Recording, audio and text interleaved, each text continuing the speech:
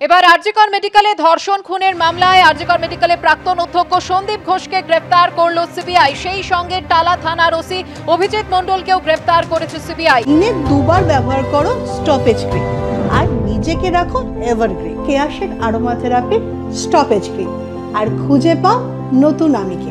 আর্থিক দুর্নীতি মামলার পর এবার ধর্ষণ খুনের মামলাতেও গ্রেফতার করা হলো সন্দীপ ঘোষকে। একাধিক অভিযোগ রয়েছে, তার মধ্যে যেমন রয়েছে তথ্য প্রমাণ লোপাট, দেরিতে এফআইআর, ক্রাইম সিন বিকৃতির মতো অভিযোগ। সরাসরি এই মুহূর্তে চলে যাব আমাদের প্রতিনিধি প্রকাশ সিনহার কাছে। প্রকাশ, আমরা দেখেছি যে যখন এই ধর্ষণ খুনের ঘটনা সামনে আসে তারপরে কিন্তু অধ্যক্ষের ভূমিকা নিয়ে প্রশ্ন উঠতে থাকে, পুলিশের ভূমিকা নিয়ে প্রশ্ন ওঠে। তারপর গতকাল ধর্ষণ খুনের মামলায় এই দুজনকে গ্রেফতার।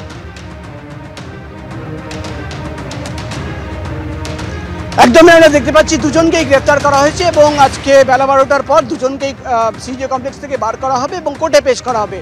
আজকে দেখার বিষয় হবে যে সিবিআই তরফে কোর্টে যে রিমান্ড প্রেয়ার পেশ করা হবে সেখানে তারা কি দাবি করেন বা কি তথ্য পেশ করেন।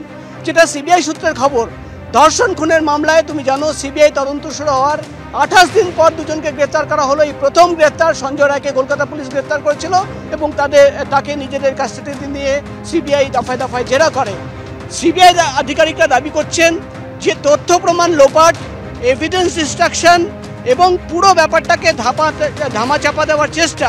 এবং তুমি জানো সুপ্রিম কোর্টে দাঁড়িয়ে বারবার সিবিআই আইনজীবী একটা দাবি করেছিলেন যে এফআইআর ডিলে, অর্থাৎ যেদিন ঘটনা ঘটলো, যেদিন ঘটনার রিপোর্টিং হয়েছে তার থেকে 14 ঘন্টার পর এফআইআর করা হয়েছিল। ওসি টালা তাকে পর কয়েকদিন ডেকে জিজ্ঞাসাবাদ করা হয়, তার মধ্যে তিনি গিয়ে হাসপাতালেও ভর্তি হয়ে যান।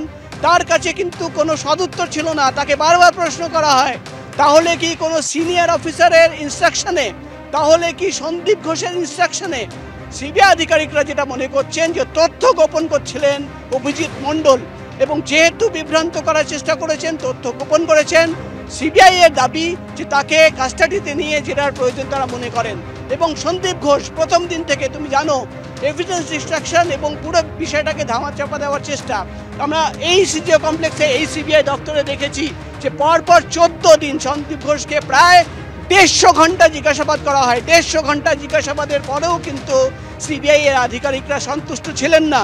তার মধ্যেই আমরা দেখলাম সন্দীপ ঘোষকে অন্য একটি মামলায়, কারাপশনের মামলায় গ্রেফতার করে নেওয়া হয়। সিবিআই গ্রেফতার করে অ্যান্টি কারাপশন ব্রাঞ্চ এবং সন্দীপ ঘোষকে যে মুহূর্তে জেলে পাঠানো হয়েছে তারপরেই কিন্তু সিবিআই এর স্পেশাল ক্রাইম ব্রাঞ্চ, যারা কিন্তু খুন এবং ধর্ষণের মামলা তদন্ত করছে, তারা সিদ্ধান্ত নেয় যে এবার সন্দীপ ঘোষকে আবার জিজ্ঞাসাবাদ করতে হবে নিজেদের কাস্টাডিতে নিয়ে। কেন কি সন্দীপ ঘোষ জেলে রয়েছেন, তাকে তলব করে জিজ্ঞাসাবাদ সম্ভব হবে না।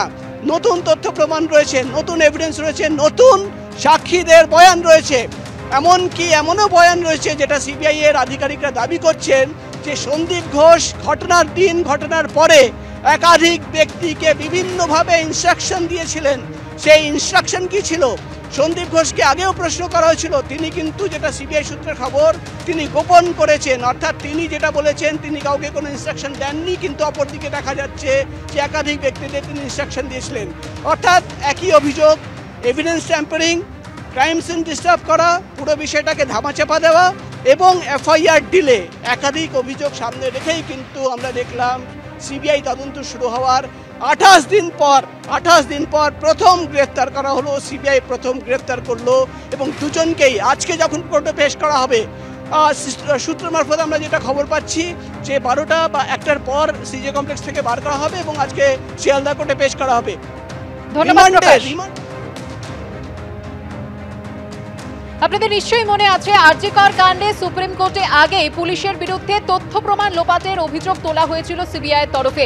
এবার তথ্য প্রমাণ লোপাটের অভিযোগেই টালা থানার ওসিকে গ্রেফতার করলো CBI. Case has gone to CBI. Let's have trust on the agency which is investigating this case.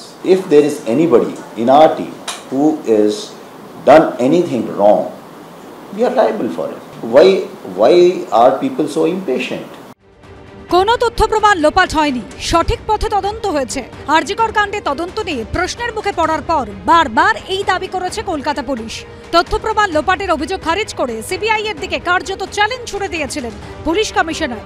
আর এই আবহেই অবশেষে তথ্য প্রমাণ লোপাটের অভিযোগে টালা থানার ওসি অভিজিৎ মণ্ডলকে গ্রেফতার করল সিবিআই।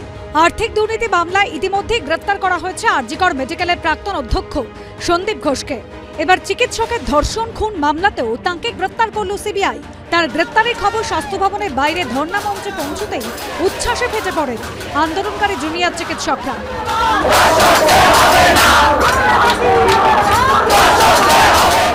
আমরা বারবার করে বলেছিলাম এই হচ্ছে সেই সন্দীপ ঘোষ যে হচ্ছে থ্রেড কালচারের মাথায় রয়েছে, এই হচ্ছে সেই সন্দীপ ঘোষ যে চতুর্দিকে দুর্নীতি করে গেছে এবং আজকে সিবিআই কে কুর্নিশ সে দেখিয়ে দিল যে এই কুদর্শনেও সন্দীপ ঘোষ ছিল।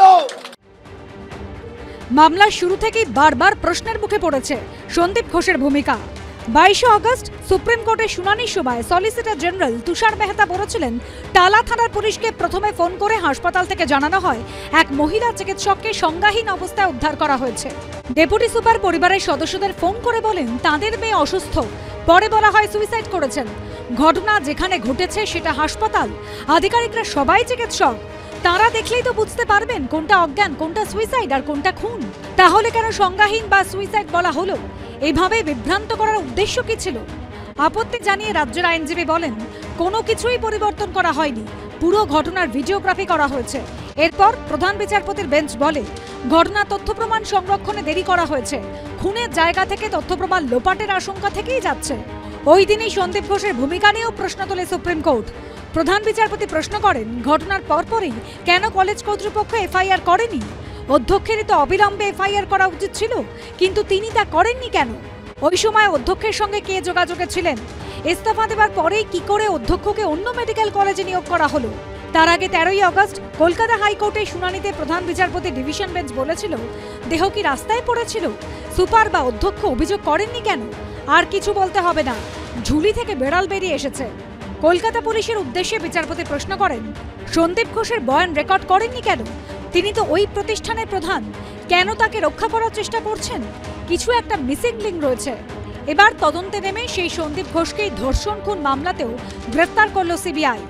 সন্দীপ ঘোষ আগেই গ্রেপ্তার ছিল, কিন্তু সেটা করাপশনের মামলায় ছিল, দুর্নীতির মামলায় ছিল। এই প্রথম গ্রেপ্তার হলো ধর্ষণ এবং খুনের মামলায় তথ্য লোপাটের জন্য। কিন্তু একটা থানার ওসি বা একটা কলেজের প্রিন্সিপাল তারা শুধু এই নিজের বুদ্ধিতে এই কাজ করতে পারে না, উপর থেকে নিশ্চয়ই কারো নির্দেশ ছিল। এবং আমার বিশ্বাস যে এই গ্রেপ্তার সবে শুরু হয়েছে, 1 দিয়ে কাউন্টিং শুরু হলো, 2 হলো, অপেক্ষা করুন, আরো যাবে, লম্বা হবে লাইন। যদি তথ্য প্রমাণ লোপাটের অভিযোগ ঠিক হয়, তার জন্য যে বা যারা দায়ী তারা নিশ্চিতভাবে গ্রেফতার হোক এবং তাদের যথাযথ শাস্তি হোক। এই বিষয়ে সিবিআই যাদের গ্রেফতার করেছে তদন্তের স্বার্থে যদি গ্রেফতার করে থাকে, তাহলে এ বিষয়ে জবাব দেওয়ার দায়িত্ব কনসার্নড অ্যারেস্টেড পারসন অথবা তার আইনজীবীর। এখানে আমাদের কোনো বক্তব্য নেই। এবার তদন্তে কি উঠে আসে সেদিকেই সবার নজর। সুদীপ্ত আচার্য, প্রকাশ সিংহ, অনির্বাণ বিশ্বাসের রিপোর্ট, এবিপি আনন্দ।